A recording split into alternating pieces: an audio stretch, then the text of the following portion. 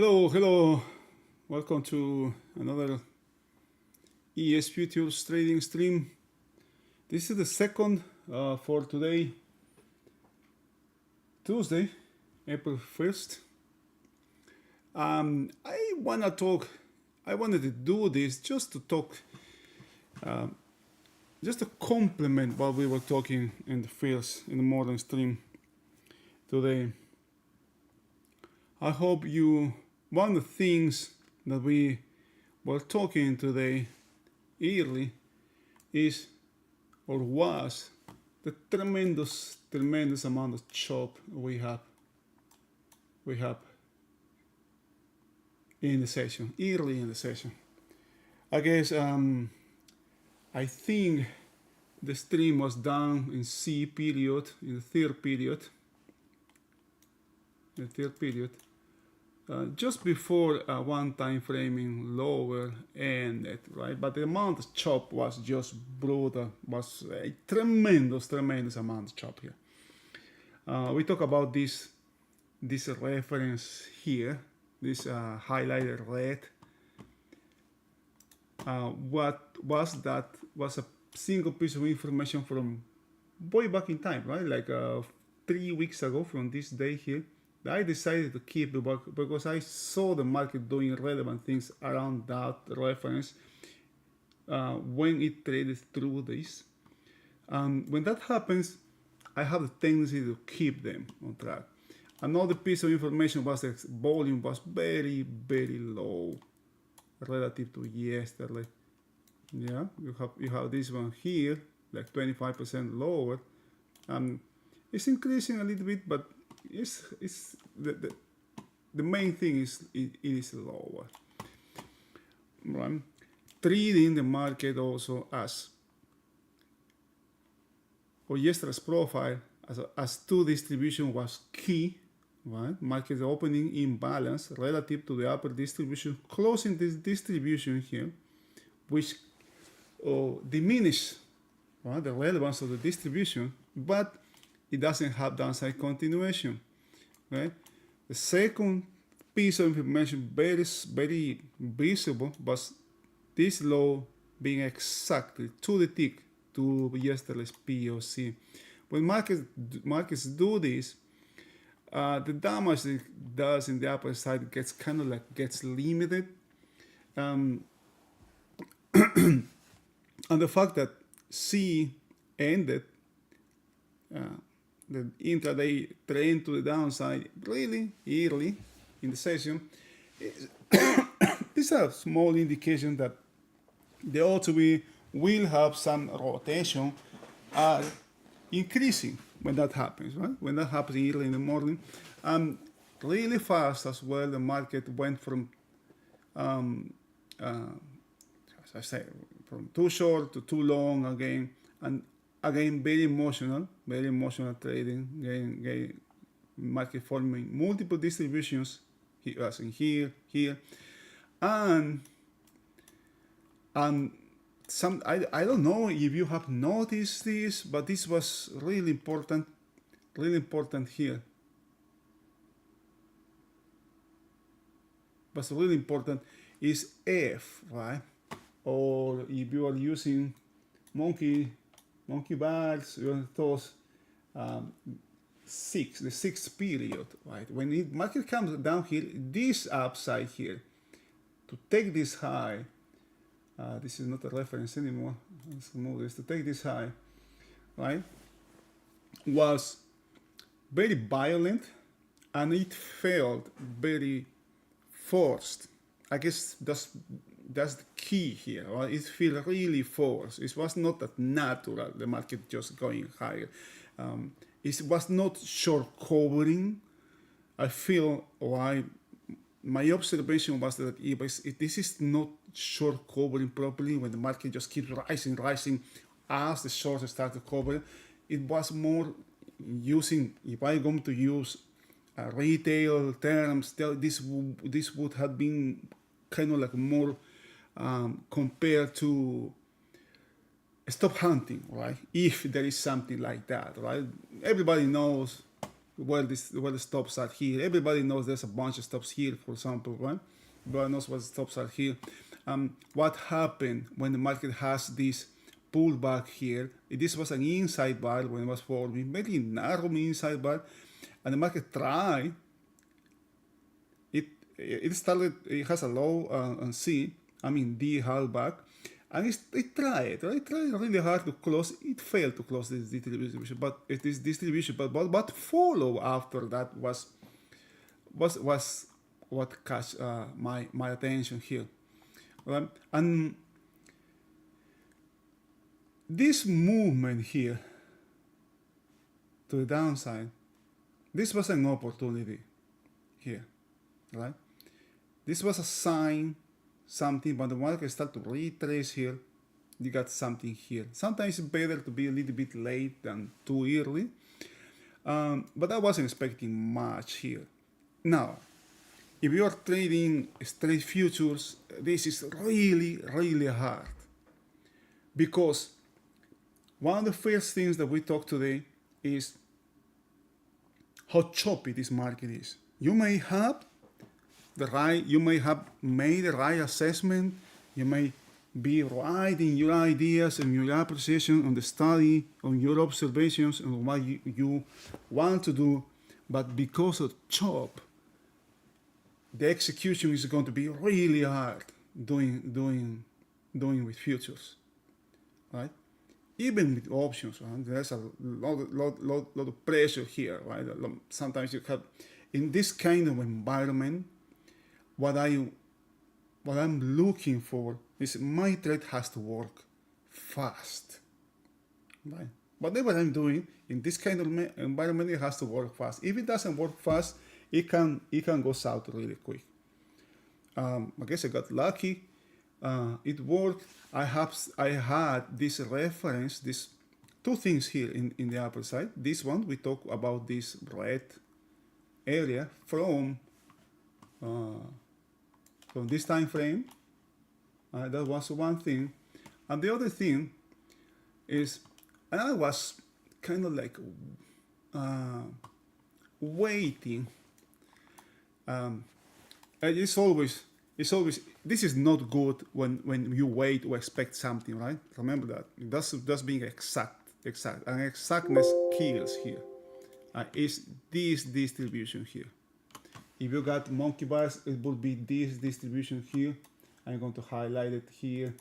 I'm going to use, where's the box? Is this the box? Yeah, this one here. You know? Because why I was watching this area, because this is an area where any trade, if you have any kind of bias, it's going to be easy to monitor, because the market doesn't have to move much to let me know if I am right or wrong, right?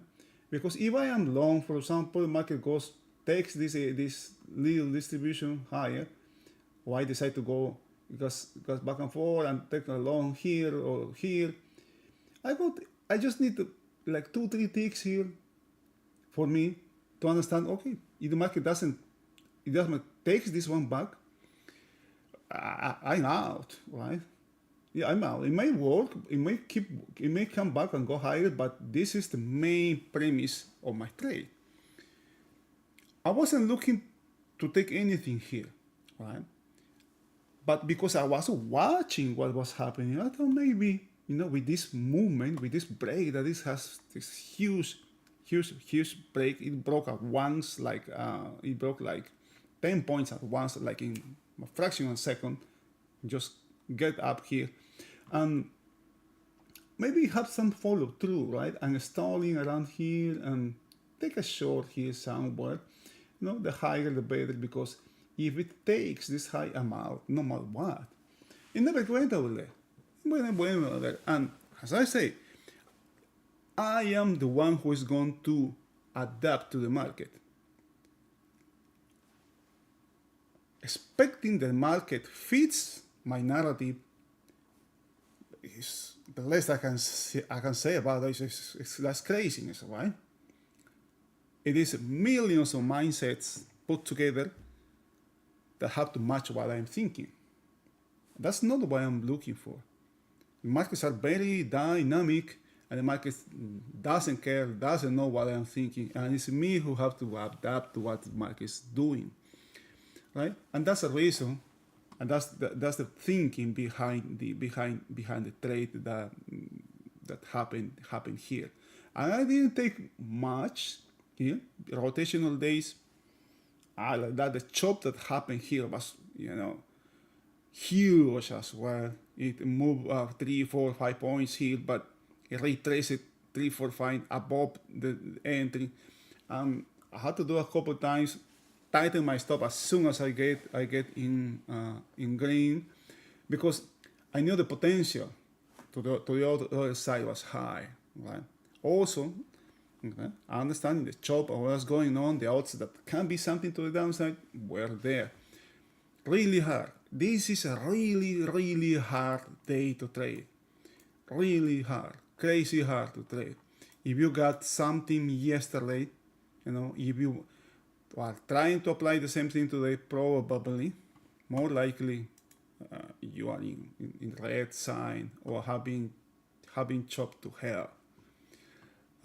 Here, what this is what people call dead for 1,000 cuts. Really hard. Now, another thing here, and this is kind of like in the mechanical side and the technical side. When I see, and I have not found this in Sierra yet, but they may have this as well. D period, monkey bars, 4th period. I have observed a bunch of big blocks here, bunch of trades, big trades, right? Above 250 trades here, about 50 trades here, 50, a lot of 50s here. Let me see how much is that. Yes, about 50 trades. And when I see this, these often signals, the culmination of the movement. The same thing has happened here, for example, right? What is the difference between this period and this period? This is a big block here with positive, all right? With direction, in this case to the upside, here, right here. And where it is? Again, in this area. So there's too many things, right? This market is making me think, makes me reason too much, and I don't like when that happens. When it's not straightforward, I better just step out, because the risk that my trade is not going to work is just high, right? The risk that I'm going to be chopped out of the trade, even though I may have the right direction, it's not good. Right, it's not good. Now the market's coming back to this one here, but this is just technical. Right? This is, I don't like watching this. What I consider the most here, this is another second distribution here. Market closed this distribution, but has opened another one here. This low is the same as this low, very questionable at overnight POC, and the same as this one, very questionable low here, even though it has excess, right? Even though it has excess, this is very questionable. I'm going to label this questionable again. Questionable for one low. I decided I use questionable instead of weak, as Jim does. Because I found out that weak gives me just too much bias, man. Too much biases here. Now I have an intraday low here. This one here is not good to me. I'm going to transfer those. Let me see if I have something in here that I can use. I'm going to transfer to my profile, those profiles. I'm going to duplicate this. This is questionable. edit, questionable, 4-1 low, okay. I'm going to duplicate this, and I'm going to move this up here. Where I don't want here, I want this,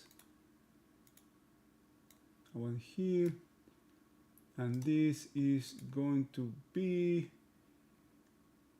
I guess I can, okay, how can I do this? I want it to be, I don't like this to be a whole line. Okay, never mind, I'm going to do that. Too wide low. Well, this is questionable, the weekly low, so overnight high is not a reference. I still keep it there because I'm going to use this for tomorrow. Right? And look at this weekly low here. Previous weekly low. Have you checked your monthly? I mean, we were talking about this week here. Huh? Not this one, but this one here.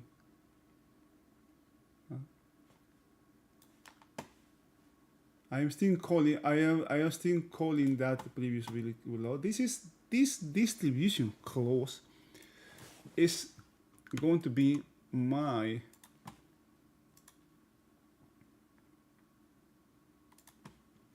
short-term reference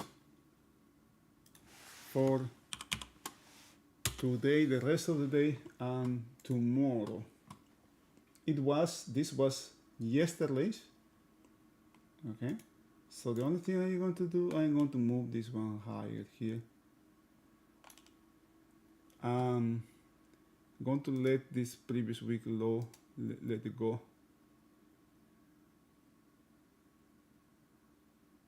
No, I'm going to keep it there. But what I'm going to do, I'm going to put the reference on the left side, so I can see this one, right? This is very important, at least to me. Red here, so it's very visible, and so I don't forget about that. Overnight low, I'm going to use these ones for tomorrow. The high, look at the high. This is a better high. We have an excess at the high now.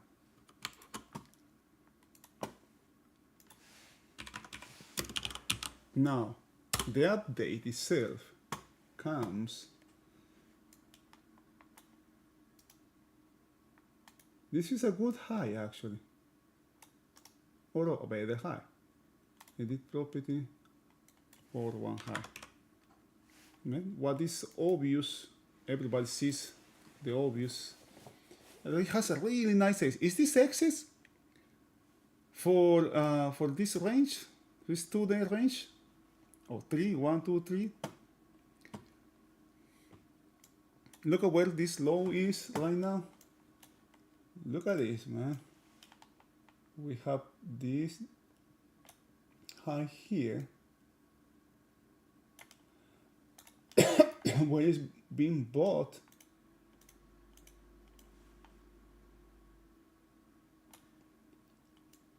Doing this manually, it's a little bit cumbersome, but it can be done. This red, this orange is daily. Let me get the remove there. This is too much thing. I can do this again tomorrow. All right. This looks better now, right?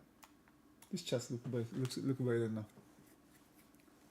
Sometimes you just have too much. Even though I think I can get, I'm going to let this one go as well. Screw that. The less the better. Okay. This low.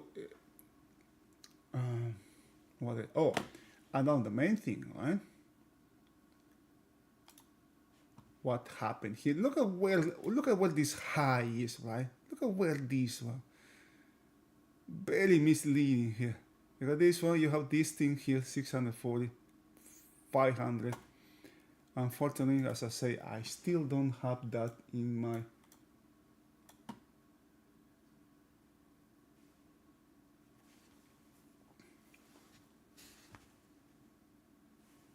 in my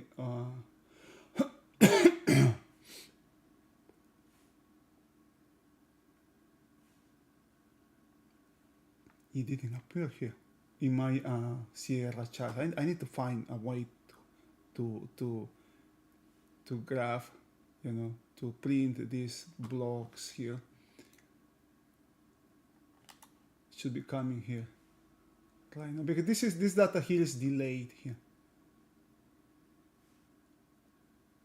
22, 6, 102, 202. I'm sorry, I have lost. Oh, come on. I've been disconnected from the internet.